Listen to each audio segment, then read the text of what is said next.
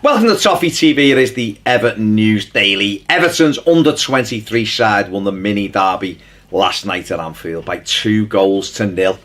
It was on Twitter. There was a shot of the scoreboard at Anfield. Liverpool 0, Everton 2. Imagine if we could see that for the first team. They won the game 2-0. 2 goals for Nathan Broadhead. And Everton move 4 points clear at the top of Premier League 2. 4 points ahead of Brighton, Hove and Albion with 4 games to play. Could David Unsworth's men clinch their second league in 3 years? I think Everton have only won the reserve league about 8 times, 7 times in the history. It could be twice in 3 years. So what a fantastic job Unsworth is doing with the 23s. But a really good result that against Liverpool last night, and in really difficult windy conditions as well. You know, really the grass was a bit long and everything, so for them to win against that wind was incredible football. I've not seen David Unsworth's interview, so I don't know whether he referenced how difficult it was out there for the players with the wind. Anthony Gordon got an assist for the second goal. Lovely bit of run and skill and a great ball in for Broadhead. And of course Gordon being linked with moves to Bayern Munich and Borussia Dortmund. You know, again, them links following the young players moving to Germany, but I don't think Anthony will be going anywhere. But what a good result for Everton last night.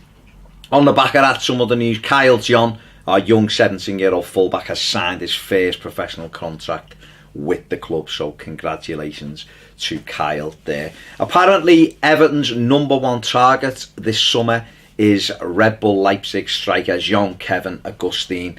He has apparently become Marcel Brands' #1 target for the summer. He has 12 goals in 17 starts for Red Bull Leipzig since joining them in 2017. He's made a lot of appearances as a sub, 21 years of age, got quick feet. Probably the profile that Brands is looking for, to be honest with you.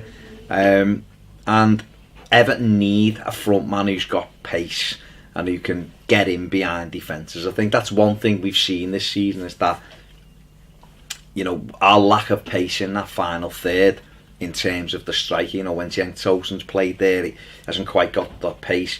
Dominic Calvert-Lewin's done well, but is he quite ready?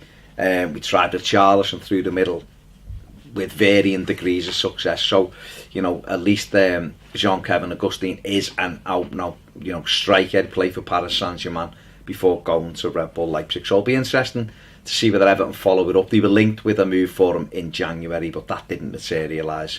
So we'll have to see if those stories coming out of France and Germany as well are accurate with regards to Marcel Brands wanting the player.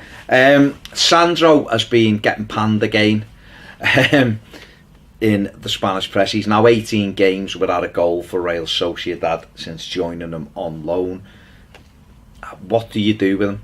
He's out of contract. He's got another 2 years rather of his contract at Everton Football Club.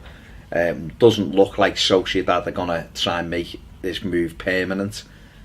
He's going to come back again, I suppose, and it's an opportunity to try and force his way into Marco Silva's team. But, you know, the drop-off has been alarming, hasn't it, since he left Malaga. He had 16 goals in 30 games for Malaga and looked a real live wire of a striker. Looked like, you know, we were all excited when we got him, and it just hasn't worked out for him whatsoever. And going to be interesting to see what the future holds for him. West Bromwich Albion are keen on signing Mason Holgate this summer. The young Everton centre-back, full-back, has impressed at right-back for West Bromwich Albion, and reports that Darren Moore wants to sign Holgate permanently.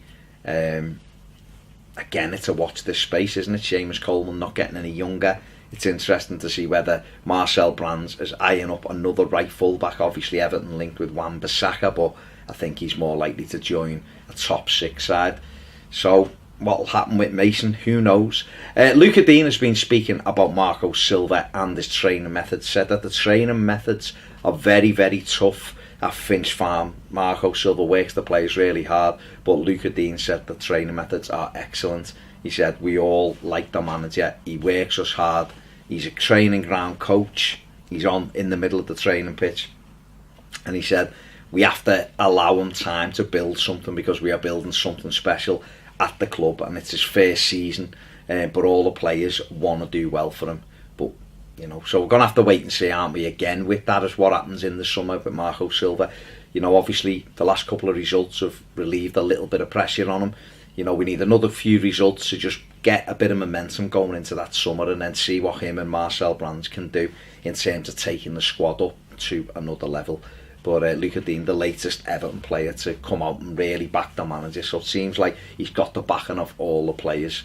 So yeah, let's hope that Everton's results improve. And finally, there's been a lot of discussion on social media, in local news as well, regarding Everton's Z cars with the siren, which we witnessed at Goodison Park on Sunday before the Merseyside derby. A lot of fans want it to remain for every game.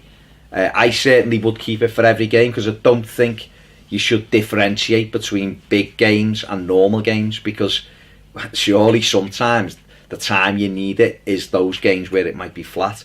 So I think, you know, trial it certainly till the end of the season, see how it goes. I think everybody liked it. Some fan suggestions have been, particularly for, although there isn't any night games now, but would be have the lights turned right down when the siren starts and then put them back up. I don't know how feasible that is with the floodlights that we have at Goodison Park.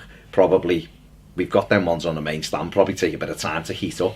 In a new stadium, you can do it, because we've seen places like Wolves turn their lights down and thing, but I think most people are really behind it, because I think we've seen such a positive impact on the team and on the fans themselves with the way the atmosphere was cranked up on Sunday, that everyone's kind of gone, you know what, let's do it, let's get this atmosphere going, because we all enjoyed it and it helped the team. So long may it continue, and long may the atmosphere improve at Goodison, and along with that I think Everton's results will improve as well. All the players have commented on it, the managers commented on it, so let's continue to do it. That is it for the News Daily. If you haven't subscribed, please do so now, and if you want more videos, get over and become a patron. It's sound.